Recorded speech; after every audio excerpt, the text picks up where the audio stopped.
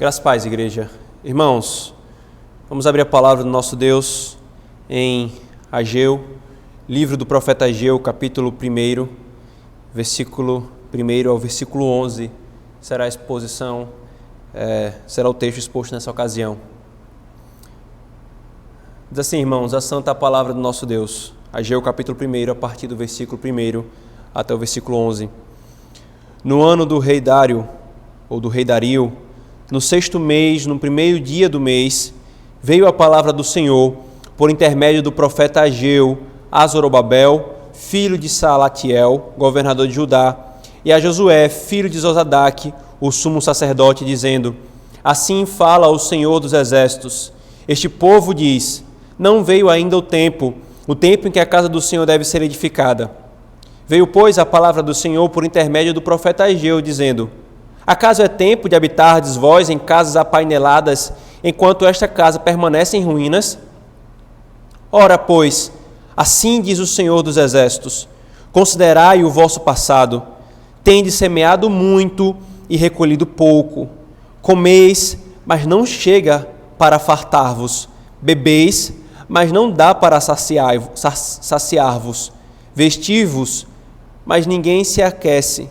E o que recebe salário, recebe-o para pô-lo num saquetel furado. Assim diz o Senhor dos exércitos: Considerai o vosso passado. Subi ao monte, trazei madeira e edificai a casa. Dela me agradarei e serei glorificado, diz o Senhor. Esperastes o muito, e eis que veio a ser pouco. E esse pouco, quando os trouxeste para casa, eu com um sopro o dispersei. Por quê? Diz o Senhor dos exércitos: Por causa da minha casa, que permanece em ruínas, ao passo que cada um de vós corre para a causa da sua própria casa. Corre por causa da sua própria casa. Por isso, o céu sobre vós retém o seu orvalho, e a terra o seu fruto. Fiz vir a seca sobre a terra e sobre os montes, sobre o cereal, sobre o vinho, sobre o azeite e sobre o que a terra produz, como também sobre os homens, sobre os animais e sobre todo o trabalho das mãos. Amém.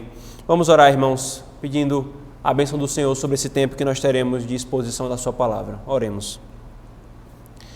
Senhor Deus, mais um dia do Senhor, Pai, mais um dia do Senhor em que estamos longe da Santa Assembleia. Senhor, até quando, Senhor? Até quando a nossa alma pergunta? Até quando a Tua igreja clama, Senhor? Tu não nos atenderás, Tu não nos ouvirás. Ó Senhor, nos humilhamos no pó e na cinza por termos sido displicentes com o Teu culto e com o Teu santo dia, Senhor. Não nos tira mais dele de nós, Senhor. Que esse período de isolamento se acabe e se cesse. Que toda essa bagunça e confusão que está no mundo, especialmente em nosso país, com homens utilizando-se dessa situação para favorecer-se politicamente, com total desinformação e insegurança, Senhor, medos e temores tomando conta do nosso coração, que tudo isso cesse por uma coisa, Senhor, para que possamos juntos estar adorando ao Senhor, para que possamos trabalhar nos ofícios que o Senhor nos deu, para por meio disso também Te glorificar, Senhor. Ouve a oração da Tua igreja, e enquanto o Senhor não nos dá isso, Senhor, por favor, edifica-nos ao menos com a exposição da Tua palavra, por esse meio que pela Tua providência nós podemos desfrutar, que é a transmissão via internet. Que o Senhor nos abençoe, Senhor. Nós oramos em nome de Jesus. Amém. Amém. Irmãos, nós temos caminhado pelo livro dos profetas menores, e os livros dos profetas menores são maravilhosos, não apenas a sua mensagem, mas também para nos ajudar a entender a história de Israel e do que estava acontecendo com o povo de Deus. Fazendo uma rápida recapitulação aqui, irmãos, Deus, ele lá em Gênesis, chamou Abrão, tirou ele do meio da terra dos idólatras, de Ur dos caldeus, e chamou-o para ser pai de uma grande nação, da sua descendência, a descendência da mulher, por meio do qual viria aquele que restauraria e redimiria o mundo. Então de Abraão vem Isaque, depois vem Jacó, de Jacó as 12 tribos vão para o Egito, do Egito saem pelo poder da mão do Senhor, pela liderança de Moisés, depois pela liderança de Josué, assumem a terra prometida, passam um bom período sem nenhum líder específico, mas apenas sendo liderados, socorridos por juízes, no contexto de constante idolatria e perversão no meio de Israel. Então esse povo clama para ter um rei como as demais nações, não segundo o que Deus queria, e Deus dá um rei segundo o coração deles. Esse não era o rei, ele então levanta o rei segundo o seu próprio coração, Davi. De Davi viria o descendente que se assentaria no trono eternamente do povo de Deus. Depois de Davi vem Salomão, de Salomão seu filho Roboão, de Roboão Israel se divide em 2 reinos. O reino do norte fica com Jeroboão, o reino do sul com Roboão e segue com a descendência de Davi. O reino do norte é levado, como nós vimos, irmãos, pelo Império Assírio, por sua idolatria, por sua perversão, por sua promiscuidade, por sua injustiça, por tantos pecados que os profetas nos elencam e condenam nos seus livros. E o povo do sul, então, irmãos, também foi levado posteriormente, quase um pouco mais de 100 anos depois, para o exílio babilônico, porque seguiu o mesmo caminho do reino do norte. Eles passaram, irmãos, cerca de 70 anos no exílio babilônico, quando Deus então os traz de volta. Mas esse retorno, irmãos, do exílio babilônico, do povo de Judá, da tribo de Judá e de Benjamim, não se deu uma única vez. Ele se deu no que a gente pode chamar de 3 ondas. A primeira onda se deu com Zorobabel, a segunda com Esdras e a terceira com Neemias. E é nesse contexto de Zorobabel, da primeira onda de retorno dos exilados da Babilônia para Jerusalém, para a terra prometida, é nesse contexto que profetiza Ageu. Profetiza Ageu ao lado de Zacarias, né? O livro do profeta seguinte na Escritura Sagrada. Veja, por exemplo, Esdras capítulo 5, versículo 1. Ora, os profetas Ageu e Zacarias, filho de Ido, profetizaram aos judeus que estavam em Judá e em Jerusalém, em nome do Deus de Israel, cujo Espírito estava com eles. Então é nesse contexto, então, irmãos, que o Senhor levanta Ageu para profetizar ao povo que havia voltado do exílio babilônico. Ao povo que havia voltado do exílio babilônico. No 2º ano do rei Dario, no 6º mês, no 1º dia do mês, veio a palavra do Senhor por intermédio do profeta Ageu, que falou a Zorobabel, o governador, e falou a Josué, que era o sumo sacerdote. Esse texto, então, irmãos, que nós lemos, e será a estrutura, está dividido de tal forma que será a estrutura da nossa exposição, em que, primeiro, o Senhor nos fala da disposição do coração para com o Senhor, versículo 1 ao versículo 4, e depois a consideração do passado para não cairmos nos mesmos erros, versículo 5 ao versículo 11. De forma, irmãos, que o Senhor quer nos ensinar nesse texto, e não nos esqueçamos disso, não percamos de vista isso, que um coração disposto às coisas espirituais dedica-se ao Senhor e considera o seu passado para não cair nos mesmos erros. Vou repetir. Um coração disposto às coisas do Senhor, às coisas espirituais, dedica-se ao Senhor e considera o seu passado para não cair nos mesmos erros. Vejamos então, irmãos, primeiramente, essa primeira parte do texto, a disposição do coração para com o Senhor.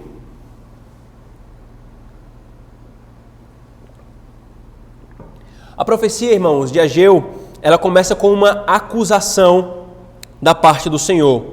O que é que esse povo, irmãos, o que é que esse povo estava fazendo? Esse povo que acabara de receber uma disciplina do Senhor, o que é que esse povo estava fazendo para que novamente estivessem recebendo uma acusação do Senhor? Veja o versículo 2. Assim fala o Senhor dos Exércitos. Este povo diz, não veio ainda o tempo em que a casa do Senhor deve ser edificada. Irmãos, veja o que esse povo estava fazendo. Eles acabaram de passar por uma disciplina do Senhor, já estavam há 13 anos residindo em Judá, tendo voltado da Babilônia, e eles dizem que ainda não era o tempo de construir a casa do Senhor. Em outras palavras, irmãos, o povo estava com preguiça. O povo estava inventando desculpa para não edificar o templo. O templo, irmãos, foi destruído na invasão babilônica e ele precisava ser reedificado. ou melhor dizendo, ele precisava ser terminado, porque no primeiro ano em que eles retornaram do exílio babilônico, isso é registrado em Esdras, foi lançado a pedra fundamental do templo, foi relançada, foi restabelecida, e uns choravam de tristeza porque viram a glória do templo no passado, e outros choraram de alegria porque o templo estava sendo reconstruído. Ele precisava ser continuado. O problema, irmãos, é que o Império Medo-Persa atrapalhou a construção do Templo de Jerusalém. Só que isso foi um pequeno atraso, um pequeno atrapalhamento. Depois tudo voltou ao normal. E ainda assim o povo não retornou ao trabalho de construção. Quando as coisas melhoraram, eles ficaram inventando desculpas. Ainda não chegou a hora. Ainda não chegou agora. Mas, irmãos, o que é o posto contraste aqui da parte do Senhor é que eles diziam, não chegou a hora para construir o templo, mas para uma outra coisa eles tinham tempo. Eles diziam isso, irmãos, no tocante à casa do Senhor, mas no tocante às suas próprias casas, não. Não chegou a hora para construir a casa do Senhor, mas as suas próprias casas não. Veja o que é que o Senhor fala no versículo 3. Veio, pois, a palavra do Senhor por intermédio do profeta Ageu, dizendo, acaso é tempo de habitardes vós em casas apaineladas, enquanto esta casa, o templo, permanece em ruínas? Ou seja, irmãos, essa expressão apaineladas, né, ela significa casas com acabamentos finos, com detalhes, com fineza. O povo estava mais interessado no embelezamento da casa, investindo tempo no que não era de necessidade de subsistência nem urgente e deixando o templo em ruínas. Já era tempo de construir as minhas próprias casas e de enfeitá-las, de colocar acabamentos finos nelas, mas não era tempo de construir a casa do Senhor, de investir no templo do Senhor. Como se o Senhor dissesse, irmãos, estivesse dizendo a esse povo, vocês estão dizendo que não é tempo, mas arrumam tempo e disposição para edificar a casa de vocês. Já estão fazendo acabamentos finos, detalhados e minuciosos, mas a minha casa fica em ruínas. Não é tempo? O Senhor pergunta a esse povo, irmãos. Deixa-me explicar uma coisa aqui importante, queridos, na teologia bíblica da Escritura Sagrada. Nós sabemos, irmãos, que o Senhor não está preso a um prédio. O Senhor nunca esteve preso a um prédio. Quando Ele deu a Israel um tabernáculo e depois um templo, não foi para que idolatrassem esse prédio. Não foi para que achassem que nesse prédio há uma santidade especial intrínseca a Ele. Não, mas eles tinham um papel revelacional. Eles precisavam zelar por isso. E qual era o papel, irmãos? Primeira coisa que deve ficar claro para nós, queridos, para que fique claro que o Senhor não entregou o templo por uma concepção idólatra ou pagã de que a divindade habita, mora no templo, que ele fala claramente isso. Veja, por favor, em 2 Crônicas, segundo livro das Crônicas, capítulo 2, quando Salomão, filho de Davi, que foi usado pelo Senhor para construir o templo, ele faz a oração de dedicação, ele fala, 2 Crônicas, 1 Crônicas, capítulo 2, versículo 6, no entanto, quem seria capaz de lhe edificar a casa, visto que os céus e até os céus dos céus o não podem conter? E quem sou eu para lhe edificar a casa, senão para queimar incenso perante ti? A mesma coisa é repetida em 1 Reis, capítulo 8, versículo 25. A mesma coisa é repetida em Atos 7, 48, com Estevão, pregando o evangelho diante dos judeus, dizendo, o Senhor não habita em templos feitos por mãos humanas. E a mesma coisa é repetida pelo apóstolo Paulo, pregando o evangelho aos atenienses, dizendo, o Senhor não depende dos homens, não mora em casas construídas por homens, não precisa deles, mas são os homens que precisam de Deus. Ou seja, irmãos, está claro na Escritura Sagrada que Deus não precisa de prédios. Deus não precisa de prédios. Mas por que Deus ordenou que o templo fosse construído? Qual era a mensagem que ele intentava passar e revelar a esse povo e a nós? Vejam, por favor, queridos, Êxodo, capítulo 25. O Senhor fala o propósito da construção do templo aqui. no caso, no contexto do Êxodo, o tabernáculo e depois veio a ser o templo. Êxodo 25, versículo 8 diz: e me farão um santuário para que eu possa habitar no meio deles. Para que eu possa habitar no meio deles. Êxodo 29, 46. Veja novamente o Senhor dizendo o propósito do templo. E saberão que eu sou o Senhor, o seu Deus, que os tirou da terra do Egito para habitar no meio deles. Eu sou o Senhor, o seu Deus. E o mesmo é repetido posteriormente em Levítico 26, 11 e 12. Irmãos, a mensagem que o Senhor intentava passar para o povo era que a presença do templo simbolizava, apontava para a presença dele no meio do povo. É tanto que o tabernáculo estava construído no meio das 12 tribos e cada uma das 12 tribos estavam dispostas ao redor do templo, mostrando que todo o povo está voltado e tem por centro Deus. Mas além disso, irmãos, além de mostrar que ele estava no meio desse povo, a entrega e a ordenança de um templo era para apontar para aquele que seria o templo perfeito de Deus entre os homens, conforme o apóstolo Paulo fala em Colossenses capítulo 1, em Cristo habita a plenitude da divindade, como o próprio Cristo fala em João capítulo 2, que ele era o próprio templo, o corpo dele era o templo. E João claramente fala em João capítulo 1 que Cristo tabernaculou, habitou entre nós. Ou seja, irmãos, o zelo de Deus com o seu templo era tanto um zelo para com o seu culto, porque na antiga aliança ele atrelou o seu culto a estas coisas, mas também um zelo pelo evangelho revelado na existência do templo, apontando para Cristo, que seria o palco, e apontando para Cristo como em si mesmo, mas também o templo que eles deveriam reconstruir seria o palco do ministério de Cristo quando ele estivesse sobre a terra. Por isso, irmãos, o Senhor se queixa contra esse povo. O desprezo desse povo não era por um simples prédio. Não era a questão aqui. Deus não estava preocupado com o prédio em si, como se precisasse, quer do prédio, quer que eles construíssem o prédio. Veja, irmãos, Deus criou o mundo do nada pela palavra do seu poder. Ele não precisa das mãos dos homens para fazer nada. O ponto não é esse, irmãos. A questão aqui no fundo, irmãos, é que esse desprezo e indisposição do povo de Judá para a construção do templo era um desprezo e uma indisposição para com o culto do Senhor, para com a revelação do Senhor e, em última análise, para com o próprio Senhor. O Senhor está no meio desse povo, mas eles não estavam levando isso a sério. Mas isso é sério.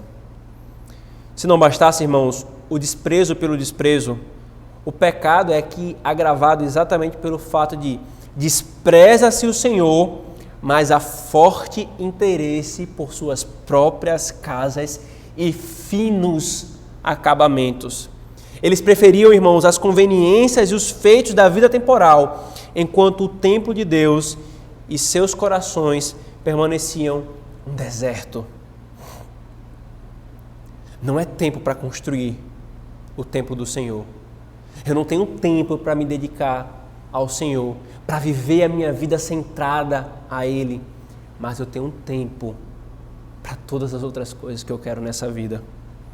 Esses homens, irmãos, são a perfeita imagem de você, que prefere e é pronto e diligente para as coisas da vida nessa era, mas despreza tudo o que envolve o nome do Senhor, sua palavra, seu culto, a comunhão com o seu povo, sua santidade, seu filho. Irmão, essa é a nossa situação. Isso que o Senhor fala acerca desse povo pode ser falado acerca de nós mesmos. Essa desculpa que está nos lábios desse povo, eu não tenho tempo, está nos nossos lábios, irmãos. Como você tem lidado com as coisas do Senhor? Qual é a disposição do seu coração para com as coisas do Senhor? Muitas igrejas ativistas, irmãos, elas associam as suas atividades em uma enxurrada de atividades inventadas, sem, às vezes, propósito, proveito algum. Associam essas coisas com ser dedicado ao Senhor. Embora possa haver algum tipo de relação, isso não é em si mesmo absoluto e verdadeiro, irmãos. Nós devemos nos perguntar com base no que a Escritura diz que é, basicamente, as coisas espirituais ou dedicar-se às coisas do Senhor. Por isso, irmãos, sendo bem direto, você tem se dedicado à comunhão dos santos, o culto público, a devoção privada e doméstica? Temos tempo para tudo, irmãos, menos para essas coisas. É interessante isso, né? Sempre é tempo para os nossos trabalhos, porque nós queremos ganhar o nosso pão. Sempre é tempo para os nossos estudos, porque nós queremos realizar os nossos sonhos, projetos, galgar mais espaço profissional. Sempre é tempo para social com os outros, com os meus melhores amigos, porque eu quero ter sempre o afeto deles. Sempre é tempo para os meus lazeres, porque eu quero me deleitar nas coisas dessa vida. Mas nunca é tempo para aquilo que o Senhor disse que é fundamental para a nossa alma. Quantas vezes, irmãos, nós já não falamos, já não saiu desses lábios: eu não tenho tempo, eu não vou para o culto porque eu quero fazer tal coisa, eu não vou orar com os meus irmãos na reunião de oração porque eu quero isso, eu prefiro aquilo outro, eu não vou separar o tempo devocional porque eu quero priorizar tal coisa.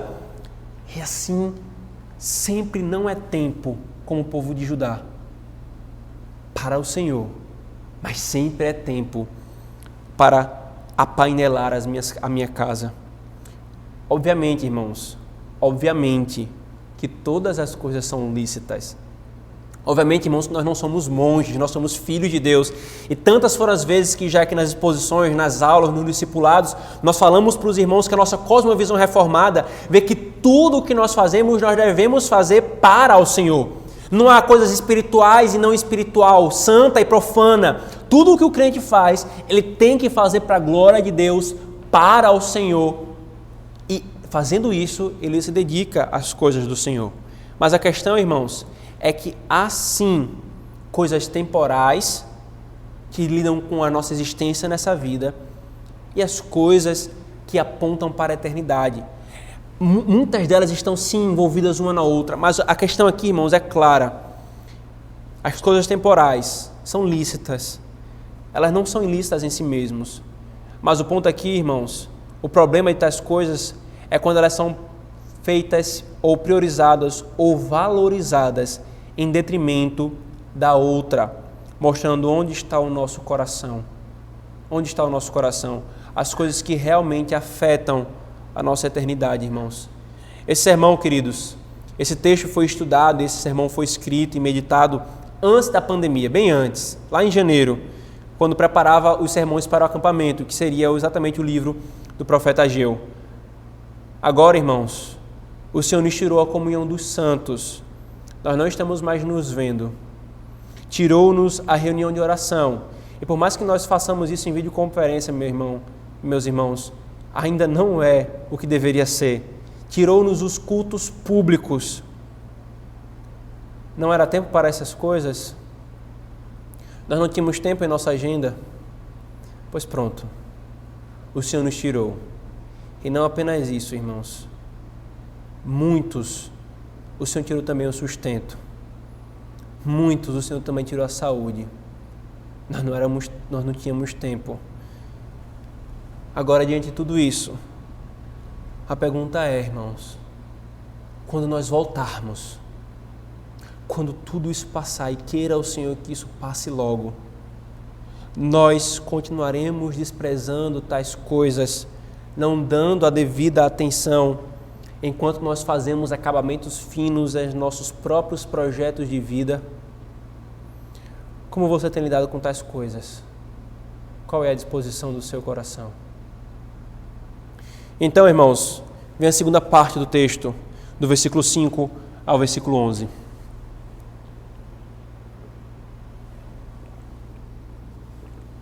Nessa segunda parte, irmãos, o Senhor trata exatamente sobre a consideração que eles precisam fazer do passado para não cometerem os mesmos erros diante dessa repreensão que ele tem dado. E ele se dirige para esse povo, irmãos, depois dessa confrontação, com uma consideração, com uma ordem. E o interessante nesse texto, irmãos, é que essa ordem é repetida 2 vezes. Veja no versículo 5. Ora, pois, diz o Senhor dos Exércitos, considerai o vosso passado. Então veja, a ordem é considerai o vosso passado. Agora veja o versículo 7. Assim diz o Senhor dos Exércitos, considerai o vosso passado. 2 vezes a repetição da ordem, mas não apenas isso, 2 vezes a repetição do que ele fala depois. Veja o versículo 6. Tende semeado muito e recolhido pouco. Comeis, mas não chega para fartar-vos. Bebeis, mas não dá para saciar-vos. Vestivos, mas ninguém se aquece, e o que recebe salário, recebe-o para pô-lo num saquetel furado. E ainda o versículo 8. Subi ao monte e trazei... Versículo 9, perdão, irmãos. Esperaste-o muito, e eis que veio a ser pouco. E esse pouco, quando o trouxeste para casa, eu com um sopro os dissipei. Por quê? Diz o Senhor dos Exércitos. Por causa da minha casa, que permanece em ruínas, ao passo que cada um de vós corre por causa da sua própria casa.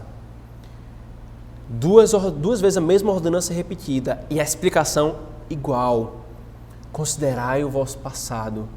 Vejam o que vocês sofreram no passado e agora vejam o que está acontecendo hoje com o sustento de vocês. É como quem diz, irmãos, essa consideração do passado, queridos, é como quem diz: olhem para o passado de vocês, olhem o que vocês acabaram de passar por agirem assim. Vocês se esqueceram, vocês não sofreram o suficiente por me desprezarem. Olhem o passado, considerem o vosso passado para não cometer os mesmos erros. Depois, irmãos, o Senhor passa a interpretar o que está acontecendo com eles, mostrando que há uma relação entre a maneira como eles estão lidando com o Senhor e o que eles estão passando nas situações temporais da vida, na sua vida como um todo. Eles não estavam tendo, irmãos, a produtividade que esperavam. Eles trabalhavam e não recebiam o correspondente ao seu trabalho. A terra, queridos, no período que eles passaram no Egito, ela descansou 70 anos. Inclusive, fazia parte do processo disciplinar, porque eles estavam desprezando o dia do Senhor, desprezando o Shabat. Então Deus fez com que a terra descansasse 70 anos, correspondente ao 7º dia e ao tanto de tempo que eles não guardaram o sábado devidamente. E aí, então, irmãos, ela estava prontinha para produzir muito. Eles lançaram muitas sementes. Estavam esperando uma produtividade extraordinária. Mas o contrário ocorre. Veja a imagem, irmãos. Vocês recebem o seu salário, colocam no bolso furado. Vocês comem, mas não se fartam. Bebem, mas não se saciam. Se vestem, mas não conseguem acabar com o seu frio. Vocês correm atrás das coisas. Quando chega em casa, eu já dissipei tudo. Eles, irmãos, por estarem escolhendo mal suas prioridades, seus empreendimentos futuros não poderiam ser abençoados por Deus. Perceba, irmãos, algo nesse modo de Deus tratar com os Israel pós-exílio. Ele não os enviou para o cativeiro outra vez, nem trouxe um inimigo estrangeiro sobre eles novamente, como eles realmente poderiam merecer e mereciam, mas colocou a correção deles em suas próprias mãos. Pela providência nas coisas naturais e corriqueiras, Deus estava chamando a atenção desse povo. O Senhor, irmãos, quer ensinar a sua igreja pelo menos 2 coisas com isso. A primeira, irmãos, é a consideração do passado é fundamental para nós não cometermos os erros no futuro. E a segunda é que assim, queridos, embora não como os pentecostais e neopentecostais ensinam, mas assim uma relação entre o meu relacionamento com Deus e o que acontece em minha vida. E nós temos visto isso, irmãos, e parece ser uma ênfase em todos os profetas que nós expusemos até aqui. Há uma relação, sim, queridos, da maneira como eu vivo com aquilo que eu recebo da parte do Senhor. Veja, o Senhor é um pai que disciplina os seus filhos. Vamos então ver essas duas coisas, irmãos. A consideração do passado é fundamental para nós não cometermos erros futuros. A fé cristã, irmãos, a fé cristã é uma fé histórica. Ela é fundamentada em fatos históricos. Então não é de se admirar que o Senhor, em toda a Escritura Sagrada, não apenas nesse texto que nós lemos, mas em toda a Escritura Sagrada, Ele faz constantemente exortações e ordenanças para que a igreja faça uma consideração do passado. E aqui, irmãos, essa consideração ela tem um duplo aspecto. É a consideração do meu passado individual, da minha família, e a consideração do passado como povo, como igreja. Considerarmos o passado, irmãos, é pararmos e pensarmos em nossa vida, no que nós fizemos ou deixamos de fazer, a partir do padrão da Escritura, a partir da lente da Escritura Sagrada. É olhar para o passado e ver o que Deus nos fez passar e os motivos de disciplina que Ele trouxe sobre nós. Você já passou por alguma situação atípica recentemente? Pare e considere. Você passou por alguma provação no passado?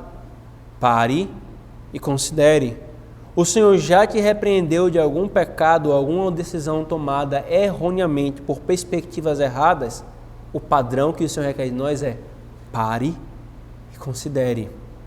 O contrário disso, irmãos, de parar e considerar, é viver alheio e indiferente a tudo o que Deus tem feito. É quando o nosso coração ele se entrega freneticamente às coisas da vida e nós não paramos para considerar o que é que está acontecendo hoje, o que aconteceu no passado, para que eu possa utilizar-me disso, à luz da palavra de Deus, à luz da correta interpretação da Escritura, para caminhar na piedade. A consequência disso, irmãos, é não aprender e não crescer. Não é à toa que muitos crentes que são displicentes com o autoexame estão amarrados de pecado ou não amadurecem. São tardios e lentos para amadurecerem. Fazer isso é colocar-se na trilha dos mesmos erros já cometidos. Israel estava recebendo essa advertência porque não considerou o passado e estava agindo igualzinho aos seus pais. E como falei, irmãos, essa consideração não envolve apenas a vida particular ou familiar, mas a consideração do passado como um povo. Saber a história da igreja, irmãos, saber a história da igreja local é importante para isso. Saber a história do presbiterianismo nacional ou internacional é útil para isso. Saber a história da igreja cristã, do povo de Deus, é útil para isso, irmãos. Tudo isso nos livra de cometermos os mesmos pecados e cairmos nas mesmas disciplinas. Mas também, irmãos, como nós anunciamos, assim, embora não como os pentecostais e os neopentecostais ensinam, uma relação entre meu relacionamento com Deus e o que acontece em minha vida.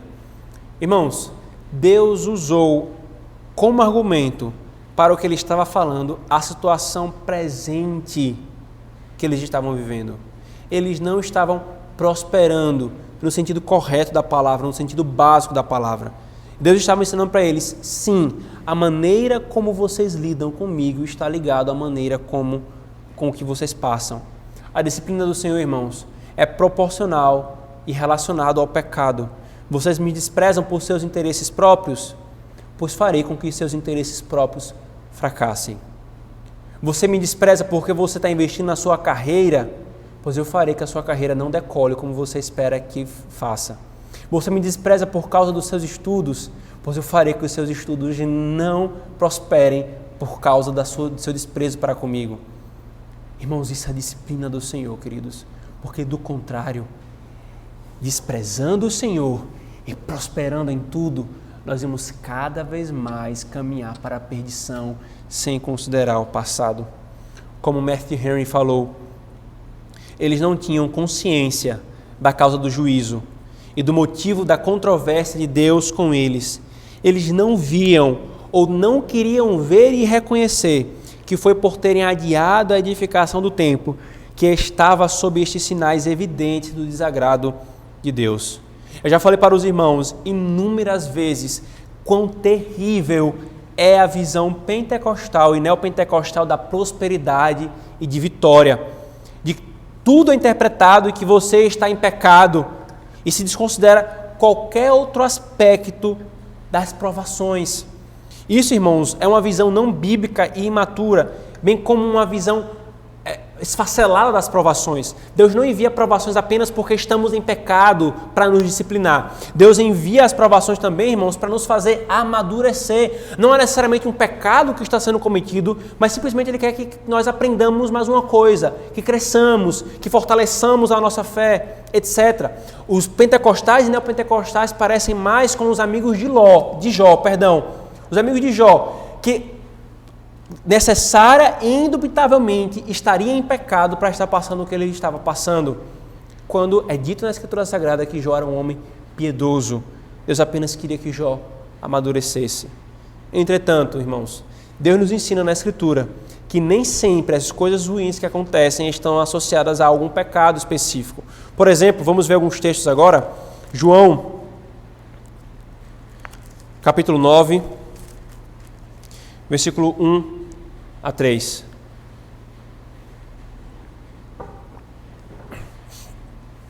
Caminhando Jesus viu um homem cego de nascença, e os seus discípulos perguntaram: Mestre, quem pecou, este ou seus pais, para que nascesse cego? Respondeu Jesus: Nem ele pecou, nem os seus pais, mas foi para que se manifestasse nele as obras de Deus. O mesmo é repetido em Lucas 13, 1 a 3, 1 Pedro 2, 18 a 21, que fala do sofrimento por causa de estar sendo justo. Porque você é piedoso, você sofre na mão dos ímpios. Paulo, por exemplo, em suas aflições, apedrejado, naufrágio, ter que fugir, chicoteado, preso, ele não estava em pecado. Ele estava sofrendo por causa da justiça, por causa do nome de Cristo. Então, nem sempre, irmãos, nem sempre a aflição, a provação é por causa de algum pecado. E nisso erram os pentecostais e neopentecostais. Mas ao mesmo tempo, irmãos, e ao mesmo tempo, a prosperidade e a bonança na terra não significa que está tudo bem com Deus. Sodoma e Gomorra é uma das nações mais prósperas do seu tempo. O Egito, na época do exílio de Israel, né, quando eles foram escravos do Egito, era uma das nações mais prósperas de sua época. A Babilônia era a nação mais próspera de sua época.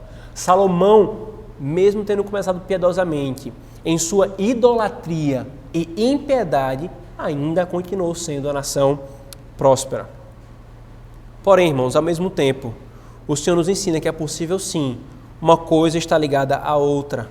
Abrão, que sofreu no Egito por causa dos seus erros. Ló, que sofreu por ter escolhido Sodoma e Gomorra. O anúncio das consequências que o Senhor traz para caso o povo de Deus quebrasse o pacto em Deuteronômio 28. Os exílios mostram isso. A morte do filho de Davi, fruto do adultério com Batseba, mostra isso. E a perseguição que ele passou por causa de Balaão mostra isso. Pecados têm consequências que o Senhor envia como consequência disso.